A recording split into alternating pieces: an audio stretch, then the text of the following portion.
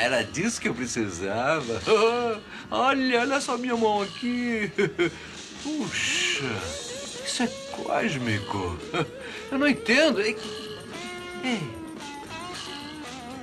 que luzinha é aquela ali? Isso. Respire. Assim, respire. Ótimo, assim está ótimo. Muito bom, muito bom. Força pra baixo. Anda. Não faz força. Corta esse lance de fazer força. Eu tô caindo. Ai, socorro. Não. Está vindo? Não, me põe de volta, por favor. Cara, solta minha cabeça, me põe de volta. Boa tarde para vocês, o nosso Band Mulher está no ar. Bom, o sonho da maternidade. Nós vamos falar sobre esse assunto hoje no programa, sobre fertilização in vitro, porque muitas mulheres, por uma questão profissional ou saúde, acabam que vão adiando a maternidade. A gente vai falar sobre essa técnica de reprodução assistida. Hoje também no programa nós vamos ensinar a fazer um cardápio simples com as vitaminas essenciais para o seu dia a dia. Também vai ter os 10 erros que não podemos cometer com o nosso cabelo. O que você faz de errado? Secar o cabelo muito com movimentos bruscos com a toalha? Secar o cabelo, passar chapinha no cabelo molhado? Será que é certo ou errado? A gente vai falar sobre esse assunto hoje também aqui no nosso programa. Agora, você sabia que a primeira criança nascida no Brasil por reprodução assistida foi em outubro de 1984 e desde então o número de procedimentos só vem crescendo. Há 2 décadas atrás, a taxa de sucesso da fertilização in vitro era em torno de 20%. Hoje em dia, fala-se em torno de 35% de sucesso. Comigo aqui no estúdio, o Dr. Roberto Antunes, que é membro da Sociedade Brasileira de Reprodução Assistida e vai nos ajudar a conhecer melhor esse assunto. Boa tarde, doutor Roberto, seja bem-vindo. Boa tarde, Gardênia. Bom, eu falei, é um fato que a gente conversa muito, a gente acaba que vai tendo experiências com pessoas que estão passando ou passaram. Agora mesmo, recente, uma amiga minha está fazendo, o método de reprodução assistida e a gente vê hoje que é mais comum o número de mulheres buscando, porque por uma questão às vezes profissional, vai adiando a maternidade e muitas são realmente saúde, tentam e não conseguem, são anos nessa luta e a gente vai começar perguntando o que é a técnica e como funciona. Bom, Gardênia, a técnica de fertilização in vitro, como o nome próprio já diz, é a fertilização do óvulo com um espermatozoide in vitro, ou seja, dentro do laboratório. Isso acontece toda vez que você tem um casal que tem alguma dificuldade maior de engravidar. Por exemplo, você tem algumas indicações de tratamento que são clássicas, que obrigam o casal a fazer uma fertilização in vitro. Estava conversando, a paciente com endometriose, por exemplo, que tem uma obstrução das trompas, essa paciente não vai conseguir conceber naturalmente nunca. Então, por exemplo, a obstrução tubária bilateral seria uma técnica de fertilização in vitro, uma indicação da técnica de fertilização in vitro.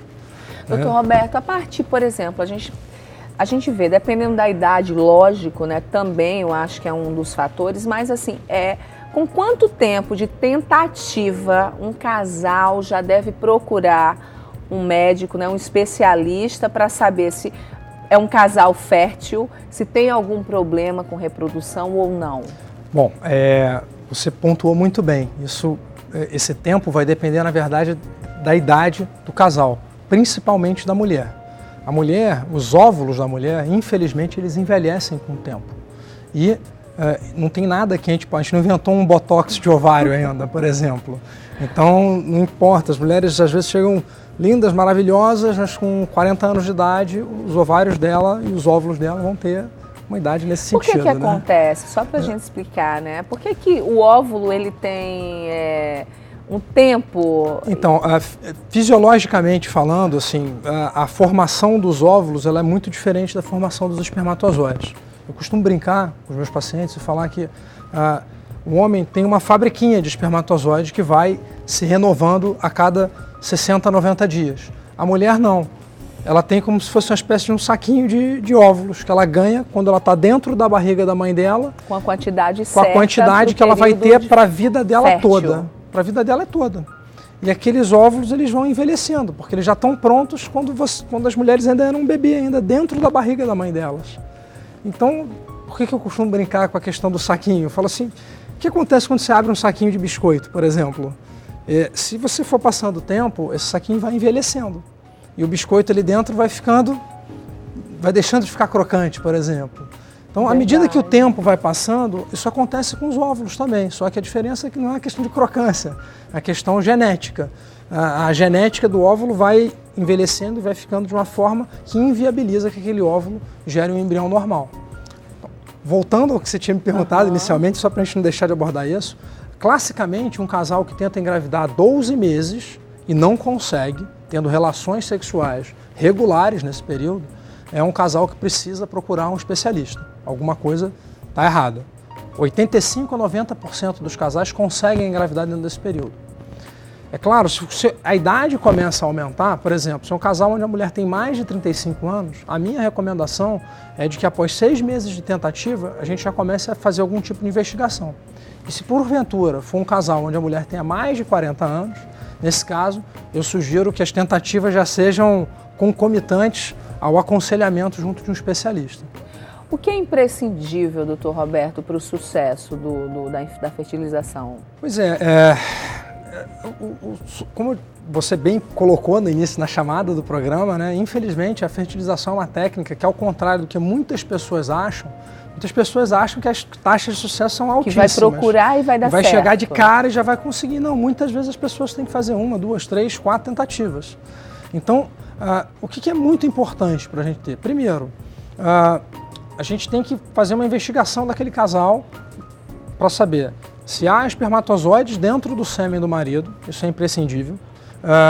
Segundo, se o útero daquela paciente é um útero que não tenha nenhum sinal de infecção, não tenha nenhum mioma que desvia a cavidade endometrial, que é o lugar onde a gente vai colocar o embriãozinho. Terceiro, a idade da mulher mesmo, porque isso vai te ajudar a determinar o tipo de tratamento, a quantidade de medicação que você deveria dar para ela e o que a gente chama de reserva ovariana, que é saber mais ou menos quantos óvulos ela tem ainda dentro ali do ovário dela. Porque com essa reserva, né, sou leiga, mas essa reserva ovariana, mesmo com o estímulo que vocês fazem para que a mulher ovule mais, para coletar o óvulo e ter sucesso, vai depender também dessa reserva que ela tem. Sim, a reserva ovariana. Por exemplo, uma mulher que está menopausando. A mulher que está menopausando... Tem chances de engravidar? Tem chances de engravidar. Isso é muito importante a gente pontuar. Pacientes acima de 43, 44 anos, as taxas de sucesso do procedimento com óvulos próprios, e é bom frisar, com óvulos próprios, são taxas muito baixas. Taxas que muitas vezes são abaixo de 5%, 2%, 3%, 1%, dependendo da idade da mulher. Então você tem muito poucos casos de sucesso nessa faixa etária quando você tem que usar os óvulos próprios da paciente. Então, nesses casos, muitas vezes se indica-se o tratamento a ser realizado com óvulos doados. E qual o percentual de mulheres que aceitam e fazem esse tratamento com óvulos doados? De cara... Porque aí você vai ter um óvulo de outra mulher... Sim. Né, um filho de outra mulher que vai ser seu filho, é uma adoção. É uma doação de óvulos. É uma doação Sim. e uma adoção para a Sim, mulher que está exatamente. recebendo um óvulo de outra, porque ela não tem um óvulo próprio, não é isso? Ou o óvulo próprio ela pode ter ainda, mas ser um óvulo que dificilmente vai gerar uma gestação, né? Porque já tem uma idade mais avançada. Pode ter riscos. E aí tem riscos. Sim, isso é um outro ponto que a gente estava falando com relação à questão da técnica, é justamente, hoje você consegue fazer a análise genética desses embriões que você forma in vitro, para você prevenir, por exemplo, síndrome de Down, síndrome de Edwards, síndromes cromossômicas de um modo geral. E isso daí tem sido uma indicação de tratamento que muitos casais optam em fazer, porque é a única forma que você teria de detectar essas síndromes antes da paciente estar de fato grávida. E aí você determina se vai ou não vai transferir aquele embrião. Né? Olha, a gente vai para um rápido intervalo, doutor Roberto, para você de casa. Daqui a pouco a gente volta, a gente continua falando sobre fertilização in vitro. Ainda hoje nós temos dicas de alimentos que possuem vitaminas importantíssimas para o nosso organismo e tem muita coisa legal aqui no nosso programa. Não sai daí, daqui a pouco eu volto.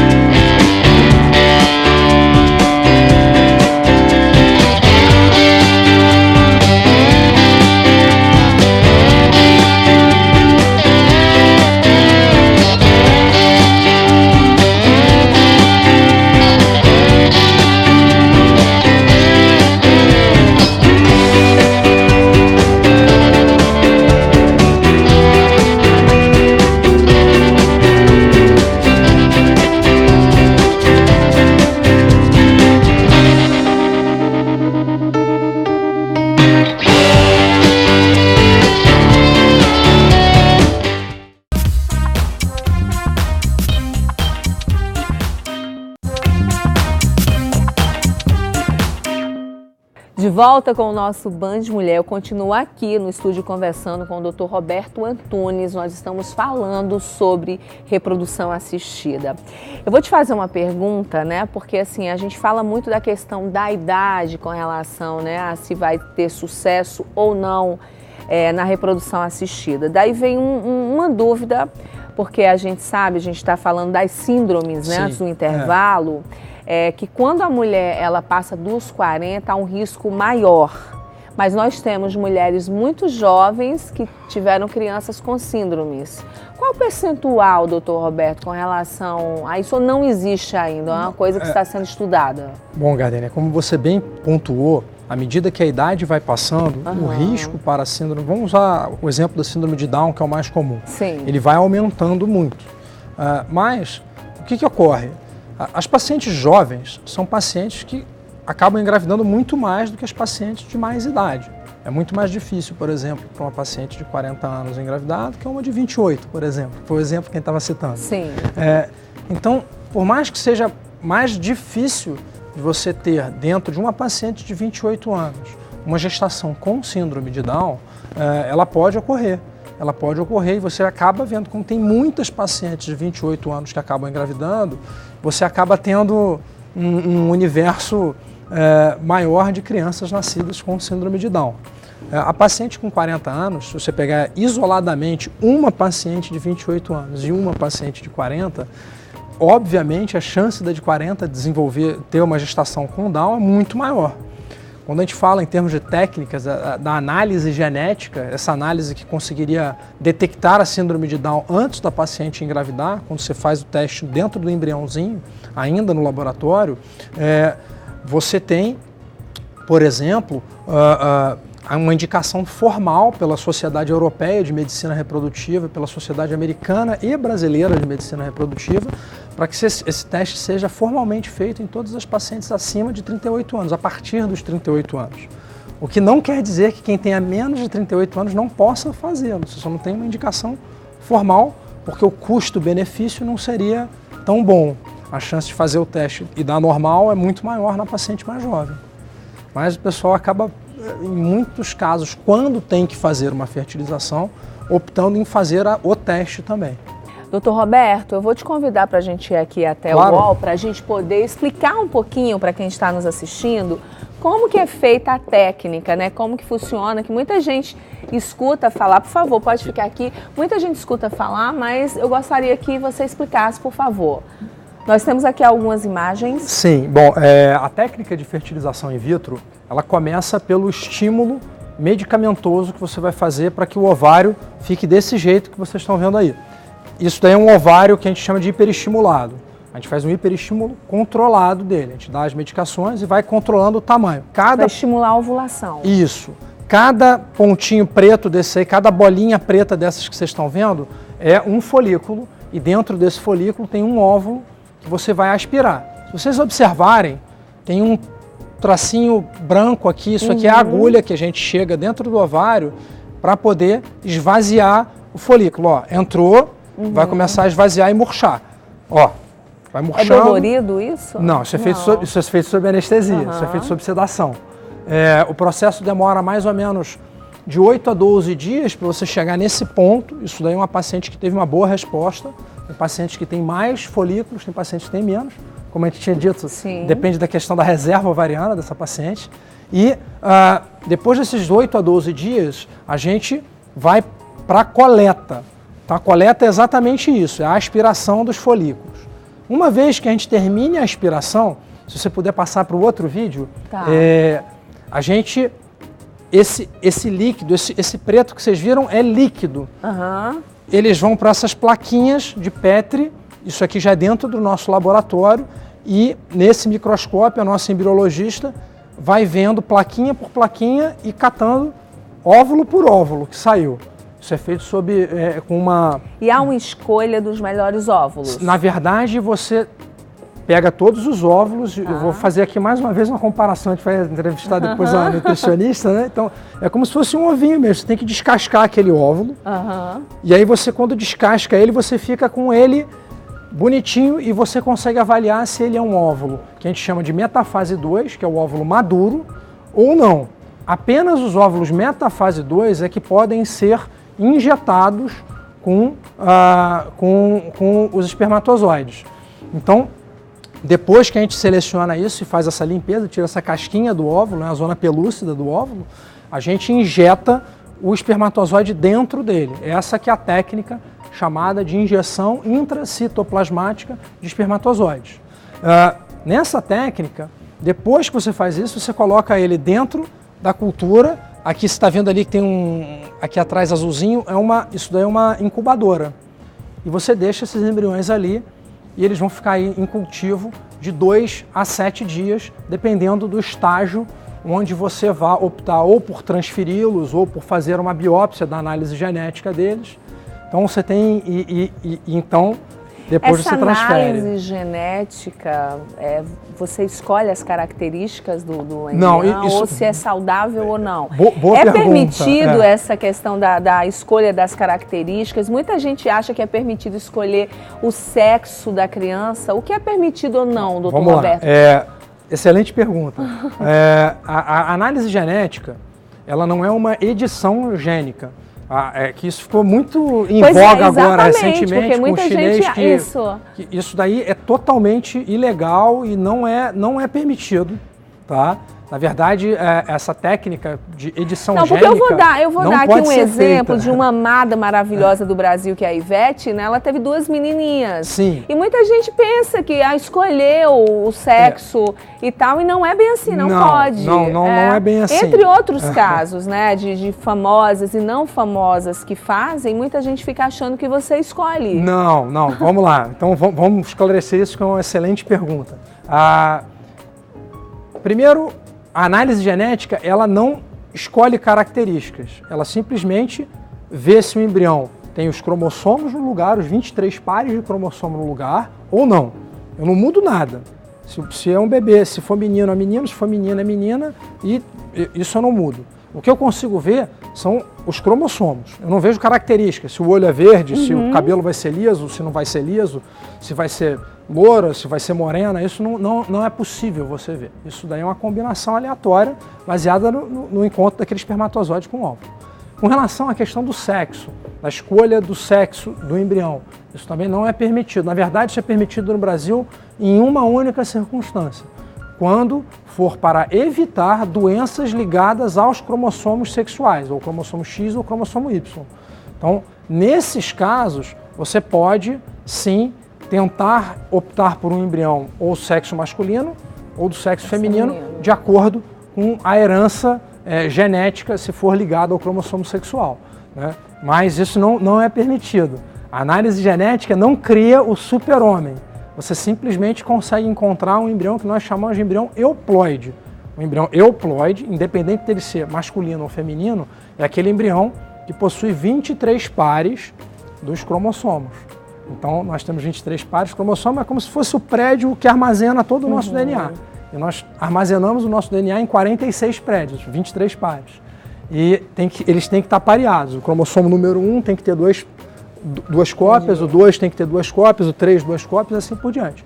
Só para complementar dentro do que a gente falou, a síndrome de Down, por exemplo, Ocorre quando o cromossomo número 21, ao invés de terem 2 cópias, ele tem 3 cópias do cromossomo 21.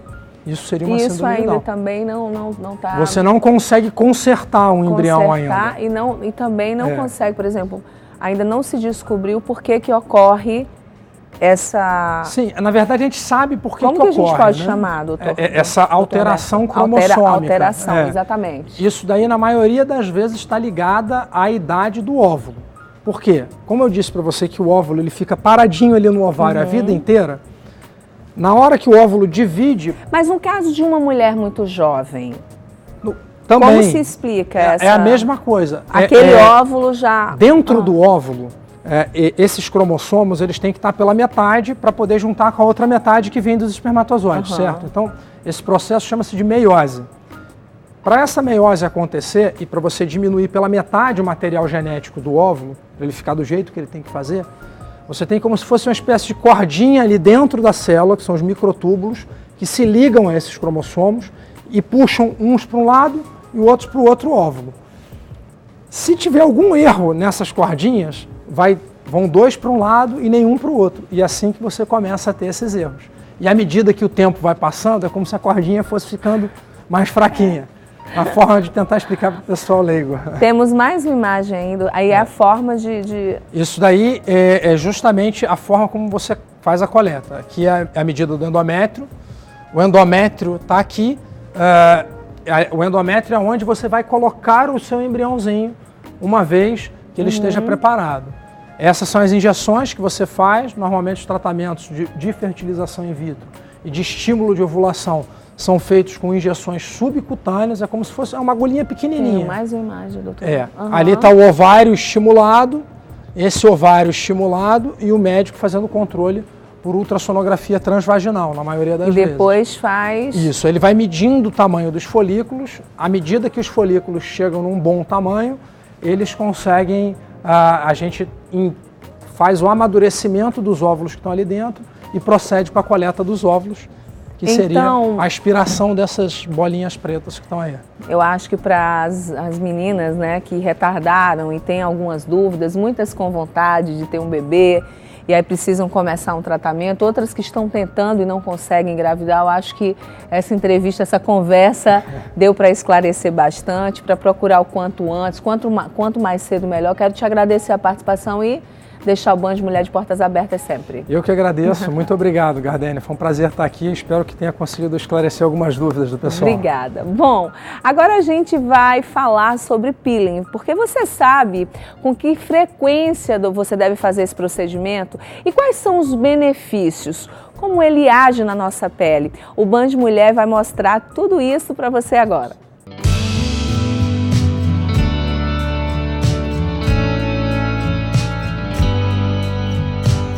Esse procedimento, ele deve ser feito sempre, para manutenção da sua pele. E, inclusive, com as alterações do clima, com calor excessivo ou frio excessivo, a pele sofre esses efeitos. No calor, tem gente que abusa do sol, descama e não descama toda a pele. Aonde fica aquele excesso de pele, pode causar uma mancha, a pele não renova, a célula nova quer sair e não consegue. Então, a esfoliação profunda, ela ajuda na remoção dessas células mortas, o afinamento da capa córnea, para até você ter entrada de ativos, facilitar o tratamento dessa pele. Todo tipo de pele pode ser feito esse procedimento, desde que ela tenha o cuidado com a proteção solar, usar um filtro solar, sempre, isso é todo dia, né? E principalmente após o procedimento, que a pele vai estar bem mais fina. Ela pode procurar durante o verão. Não no dia que ela vai à praia, porque você não vai fazer uma esfoliação, um processo profundo na derme com ela bronzeada, mas ela aguarda uns 3 dias, após isso ela já pode vir fazer um procedimento. Nesse caso, nós trabalhamos com uma máscara magnética. Ela é uma máscara anti-aging.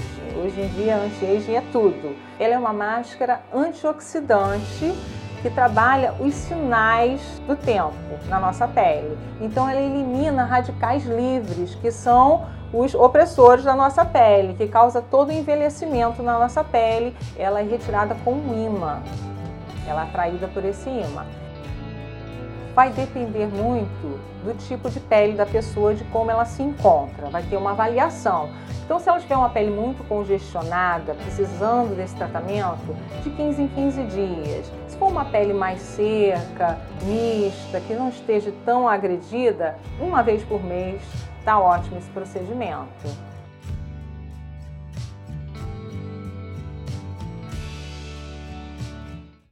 Está aí nossa matéria, a importância de você deixar a sua pele sempre renovada e jovem. Bom, a gente vai para um rápido intervalo, daqui a pouco a gente vai falar da importância dos alimentos ricos em vitamina na nossa alimentação e vamos também falar sobre os 10 erros que nós não podemos cometer com os nossos cabelos. Não vai perder, né? Eu te espero.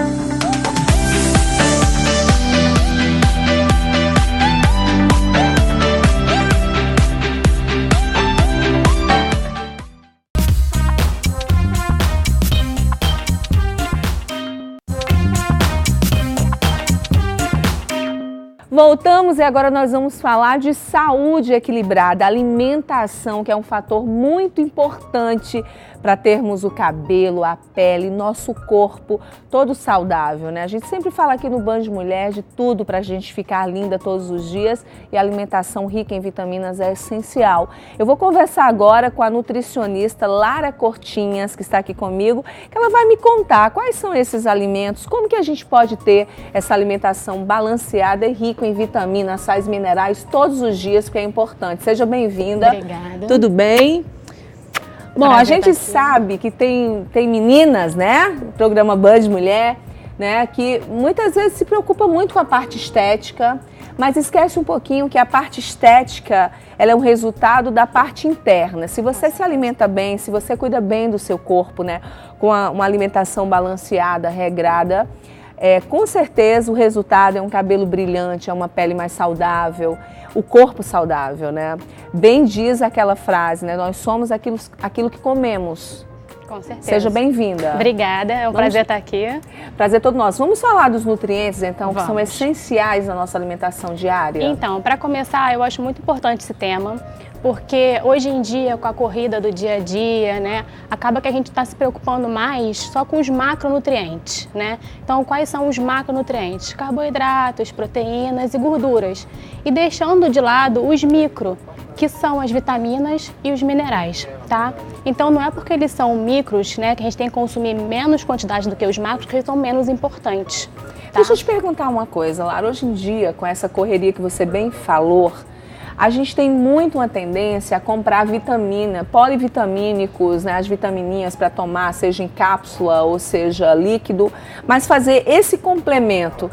A gente pode deixar isso de lado e ter uma coisa mais saudável, uma vez que a gente leve para nossa mesa, para nossa casa, uma alimentação equilibrada? Sim, com certeza. Como o nome já diz, ele é um suplemento. O ideal é que ele só seja usado se for necessário.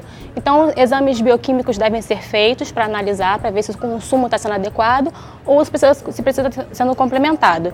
Então, se você tem uma alimentação equilibrada, provavelmente você não vai precisar da grande maioria deles. Alguns podem ser que sejam necessários. Então, por exemplo, vitamina D, que a gente hoje, né, tem uma deficiência aí bem grande, muita gente está com deficiência de vitamina D. Então, a absorção... Você acha que esse aumento da deficiência da vitamina D se dá por conta desse...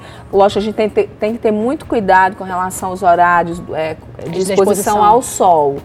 E por conta disso também, o aumento do câncer de pele, entre outros fatores, as pessoas estão deixando de tomar sol, é isso? Sim, com certeza, porque a maior absorção que a gente tem, né, a maior fonte de vitamina D é o sol. Então a gente já sai hoje de casa com um protetor solar, quando a gente, até no dia a dia mesmo, a gente sai de casa, já vai para o carro, do carro para o escritório.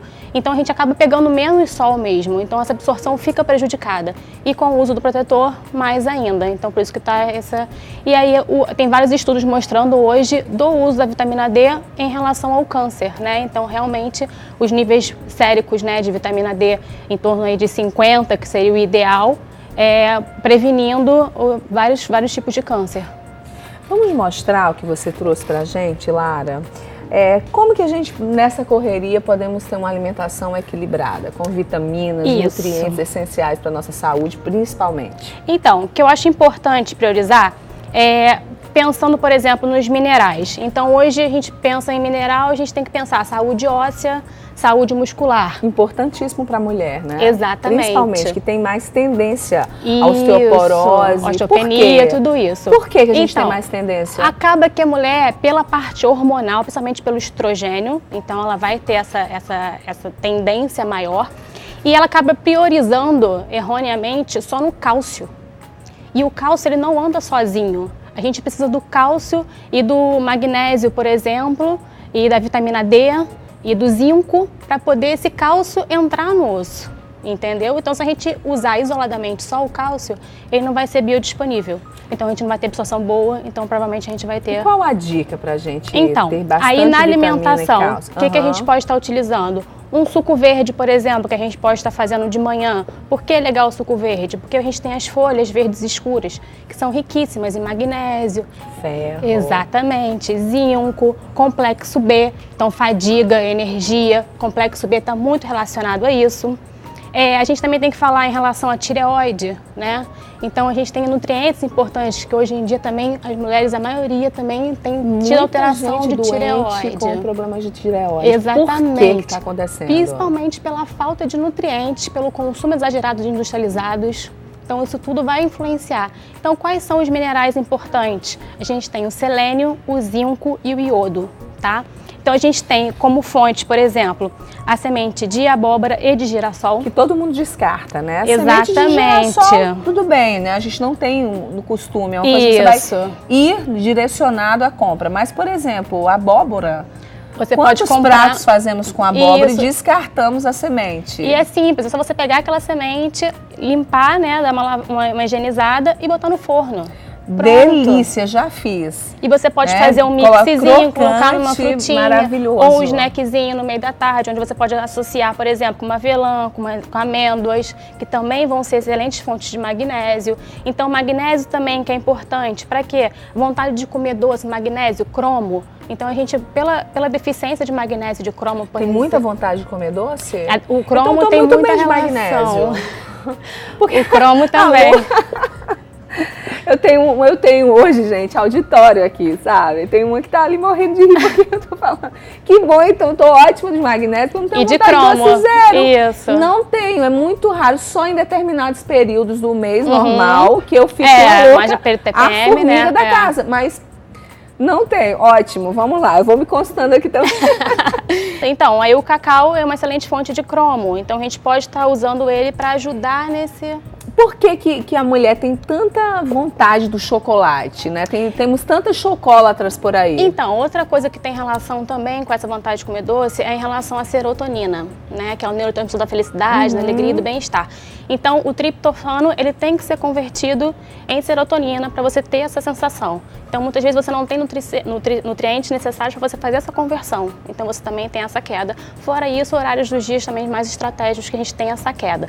Então, alimentos legais, banana, por exemplo. Então, você fazer, por exemplo, uma banana amassada com nibs de cacau, por exemplo, e botar uma fonte de oleaginosas, por exemplo, uma gordura boa. Agora, eu vou te fazer uma pergunta assim, né? Porque a gente está aqui dando dicas, né, de alimentação. Por exemplo, a semente de abóbora, o que mais nós temos aqui? Banana, que é muito comum a gente tem na nossa casa. O abacate, que é maravilhoso. Isso, excelente fonte de vitamina E, parte cardiovascular. E é uma gordura boa, né? Exatamente. Você pode consumir à vontade. Não. Ou não? Não, à vontade não. A quantidade vai depender muito de pessoa a pessoa, mas a gente coloca uma média de em torno de 3 colheres de sopa, 50, 100 gramas, varia mais ou menos nesse padrão. Nada, na verdade, tudo em excesso não é legal. Então, tudo em equilíbrio, é o que eu sempre falo, vamos buscar sempre o equilíbrio. Nem muito exagerado, nem para mais e nem para menos. Equilíbrio sempre. Então, nada à vontade. Agora, falando em alimentação, hoje é dia da nossa saúde na cozinha, o quadro Saúde na Cozinha. Você já experimentou um suco de chuchu com limão? Não. Limão eu amo, né, gente? Agora, chuchu não tem gosto de nada, né? Então, deve ser um suco bom. Vamos dar uma olhada? Vamos ver. Alô, Gardênia, boa tarde. Eu sou a chefe Neide Marco e estou aqui para apresentar um delicioso suco à base de chuchu e limão.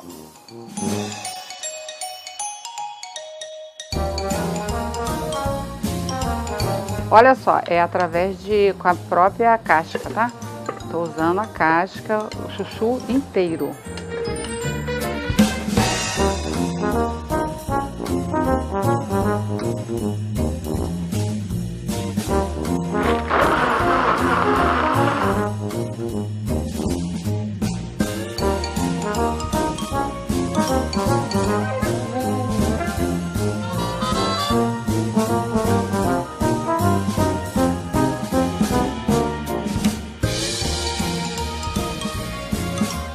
Aqui está a nossa receita pronta. Não se preocupem com o chuchu, porque é uma autêntica limonada suíça. Gente, eu adoro limão, tudo azedo. Eu só não gosto de gente azeda. Mas, por exemplo, um suco desse, gente... Desculpa, eles hoje estão aqui impossíveis. Gente, um suco desse... Eu acho que o que predomina é o limão mesmo, que é, não é, muito cítrico. E aí, quais são os benefícios, Lara, do limão, que é antioxidante maravilhoso? Isso, vitamina C. Chuchu. Então, o chuchu acaba que a gente muitas vezes deixa de lado, né? Pois ele é, achando que chuchu, é só né? água. Tem até água de chuchu, igual não tem gosto de melancia, só nada. água e açúcar. Uhum. Pois é, mas tem também ali muitas vitaminas e muitos minerais que vão ser benéficos também para tudo isso que a gente está falando. E barato, porque limão, exatamente. Né? E eu achei legal essa dica, porque o chuchu não tem muito gosto, né? Praticamente tem sabor. Então o que vai predominar ali vai ser o limão. Quais são os benefícios do chuchu? Então, vitaminas, né? Complexo B também, ferro, ele vai ter também zinco, magnésio, cálcio. Tudo isso o chuchu tem, em proporções... E limão antioxidante, muita vitamina C. Muita vitamina C. Que ajuda na pele também, no cabelo, retarda Aí muita gente também tem imunidade, né? Isso, vitamina C e imunidade andam ali juntinhas, né? E aí muita gente tem receio de consumir o limão por ele ser ácido e às vezes dá incômodo gástrico, né? Mas não, nada é mais ácido que nosso estômago. Então ele vai estar alcalinizando, ele vai ter todo o benefício dele. Então não precisa ter esse receio também. Bom, tem 3 alimentos que não faltam no meu cardápio diário, tá? Limão, alho, que eu amo absurdamente alho, açafrão, eu adoro, não muito, porque também não pode consumir demais, né? Isso. E castanha, são 4 na verdade, castanha do Pará. Então eu sempre uso. Isso. E aí hoje em dia também tem muito se falado sobre o shot, né? Esses shotzinhos que a gente toma de manhã. E aí tem o shotzinho da imunidade, tem o shotzinho antioxidante e aí a gente pode estar utilizando, por exemplo, o shotzinho de limão com o própolis, por exemplo, que é ótimo para a imunidade. Você mistura limão com própolis e toma todas as manhãs. Toma todas as manhãs. Ou então você pode usar uma com a função mais antioxidante, por exemplo, que você pode botar o seu açafrão, você pode botar o limãozinho, o açafrão. Também. Também. Né, o e você pode botar termogênico também. O açafrão também é termogênico, você pode botar uma pimentinha, uma canelinha. Então já vai dar um upzinho lá pela manhã. Olha, quero te agradecer. Adorei as dicas pra gente ter uma alimentação saudável, rica em vitaminas. A diquinha aqui da semente de abóbora maravilhosa. Vai no forno, né? Você pode depois, se quiser, ficar bem crocante. Você pode levar... Outra dica também eu quero deixar para as pessoas é que às vezes, eu não gosto de consumir as castanhas oleaginosas ou as sementes assim, cruas, simples, né? O ideal é a gente sempre compre crua, para não ter nenhum contaminante. Então o que a gente pode fazer? A gente pode juntar as que a gente quiser, fazer um mixzinho, e você coloca na frigideira com um fiozinho de azeite. Delícia. Ou de óleo de coco. Delícia. E aí você coloca temperinhos. E aí você pode usar o açafrão, o chimichurri, você pode usar a páprica, os temperos que você gostar. E você faz aquela misturinha, vai dar um sabor super gostoso e todos os benefícios vão estar ali. Adorei, muito obrigada. Obrigada, que agradeço. Bom, a gente vai para o intervalo rápido e depois a gente volta com os 10 erros que não podemos cometer com o nosso cabelo. Não vai perder, né? Até já.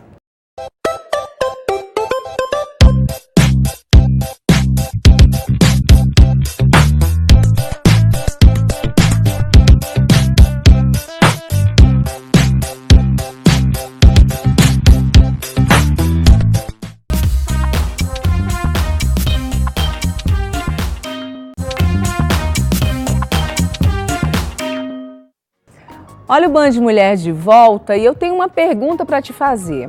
Será que você, no dia a dia, comete algum erro com o seu cabelo? Sei lá, ao lavar, ao secar, ou a forma que você hidrata, a forma de pentear, desembaraçar os cabelos, tudo isso influencia na saúde dos fios. E agora eu vou conversar, que a gente vai falar dos procedimentos para embelezar os fios.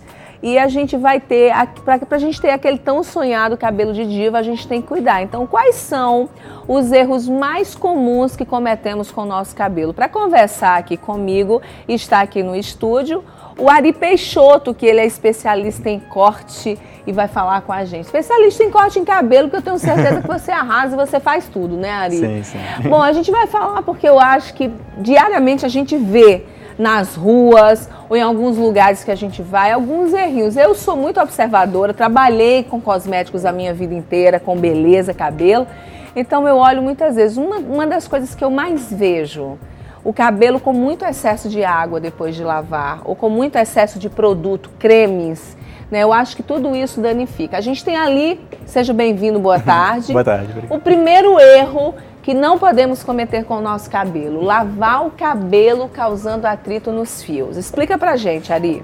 Hoje em dia as pessoas, na verdade, sempre lavam o cabelo com muita rigidez. O shampoo ele tem que ser distribuído no cabelo de maneira uniforme e na hora de lavar não esfregar um fio no outro, pegar o cabelo como um todo e daquele que a gente acha que vai ficar melhor o fio. E na verdade tu não está lavando, você está sensibilizando. O shampoo, depois de massagear o couro cabeludo, o ideal é você transferir a espuma para as pontas, que ele já é autolimpante, ele já vai fazer essa higienização da fibra capilar. Vamos lá, segundo erro, prender cabelo de uma mesma forma sempre. Ainda existe mulheres que prendem o cabelo sempre do mesmo jeito? Sim, muitas. E quando você prende o cabelo sempre da mesma forma, você cria uma fissura, você pode danificar o fio naquela região. Tanto é que muitas pessoas, quando chegam no salão, soltam o cabelo e falam, tem sempre essa marca que nunca sai. Óbvio. É por conta desse jeito de prender. Aí é legal você modificar, fazer um rabo de cavalo mais alto, outra vez mais baixo, só para poder não ter aquela pressão na mesma região do cabelo sempre. Dormir com o cabelo molhado, pode ou não pode? Não pode. É verdade que se dorme com o cabelo molhado, dá fungo? Já ouvi falar, ai, mofa a raiz do cabelo. Me fala porque não pode dormir com o cabelo molhado, porque no calor dá vontade, né? Sim, ainda mais agora, né? Dá uma vontade, sim, mas não pode. Só que quando você dorme com o cabelo molhado, na hora de dormir nem chegaria a dar o fungo, porque o cabelo ele vai se secando, acaba secando às vezes mais rápido.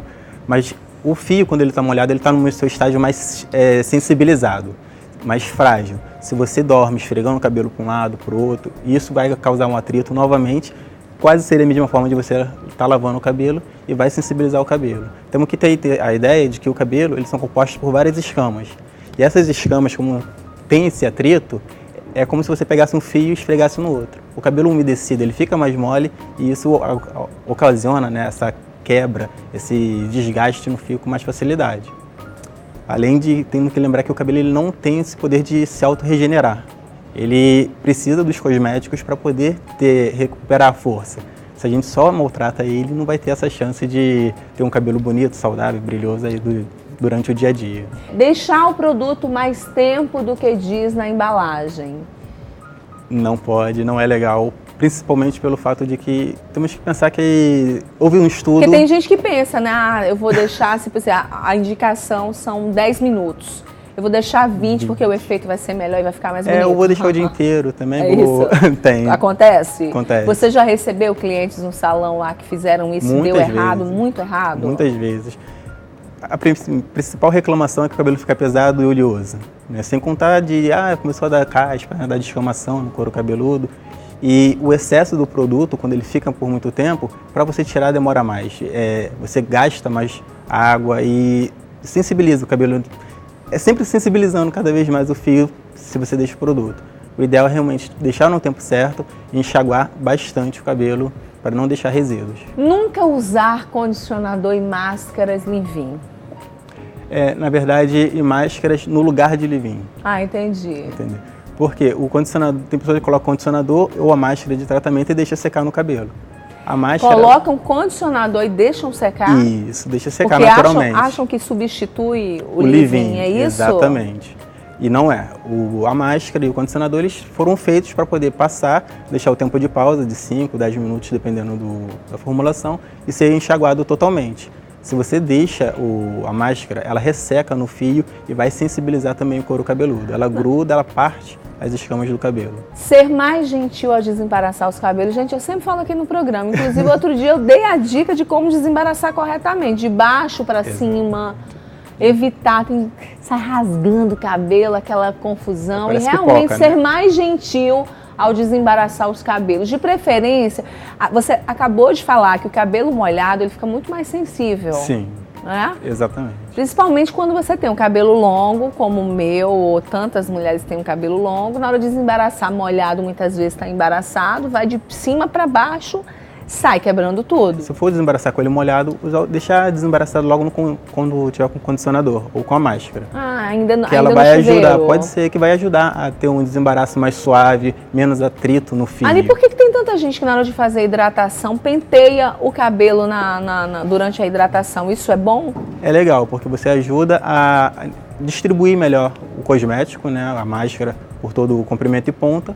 Além disso, o fio não vai ficar amassado. Bom, ficar por mais de 3 meses sem cortar o cabelo, isso é mito ou é verdade? É verdade. É verdade? É verdade.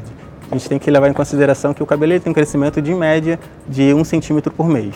Você passando 3 meses sem cortar o cabelo, a partir do 3º mês ele começa a surgir pontas duplas.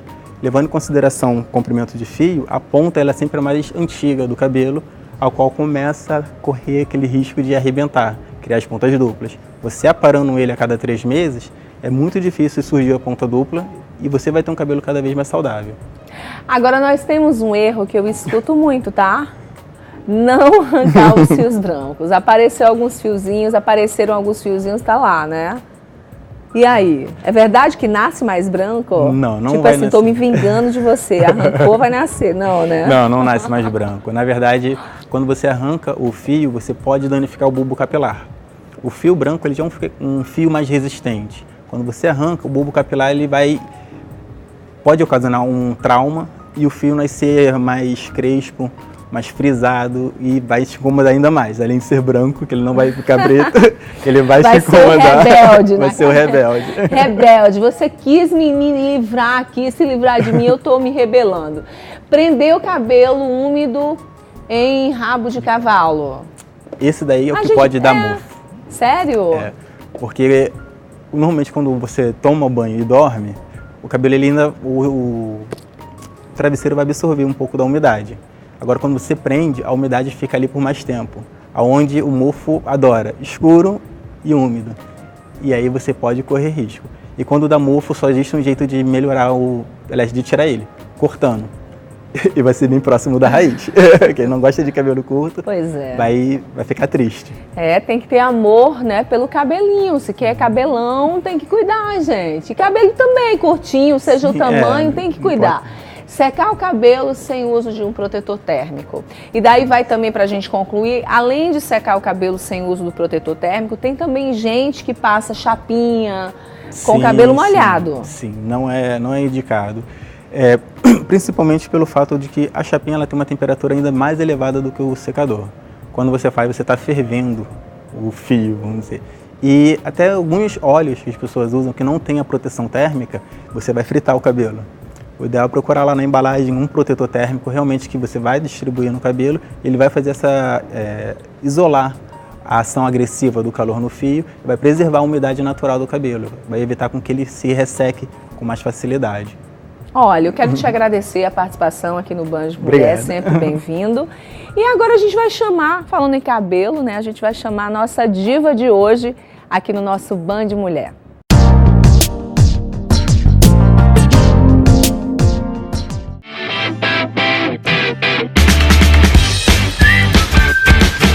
Minha pele todo dia tem o meu ritual de limpeza, passo um tônico, faço a limpeza e passo minha vitamina C todos os dias. Receita da vovó: açúcar com limão para esfoliar a pele. Você pega uma colher de açúcar e espreme o limão e faz como se fosse uma pastinha. E esfolia o rosto. Deixa uns 2 minutinhos e lava, dá uma clareada, né? Fica com viço e tira esses cravinhos, as coisas que estão assim, as impurezas, né? Eu não posso ver uma loja de acessórios que eu quero comprar tudo, porque eu acho que é o que valoriza o look. Às vezes você compra uma roupa simples e levanta completamente só com um colar, por exemplo, esse aqui. Eu sou diva, #divando. E diva! E olha, de segunda a quinta-feira nós mostramos uma diva aqui no programa. Às sextas-feiras, os nossos convidados escolhem a diva da semana. Daí, no final do mês, nós temos a diva do final do mês. A gente não é um concurso, vale salientar, nós quisemos presentear uma diva e a gente tem que escolher. Então, os nossos convidados ficaram com essa tarefa às sextas-feiras e a diva das divas, porque todas são divas, vai ganhar um presente aqui do nosso Band Mulher. Bom, o programa tá ficando por aqui, né? Hoje nós falamos de fertilização, do sonho da maternidade, falamos do cuidado com o cabelo, falamos de nutrição. Eu estou encerrando o programa de hoje desejando a você um excelente final de tarde, que Deus te abençoe essa semana aí, né? Já estamos em clima de carnaval, a gente vai encerrar o programa, mas amanhã eu te espero nesse mesmo horário, se Deus quiser. Um beijo bem grande e até amanhã. Tchau!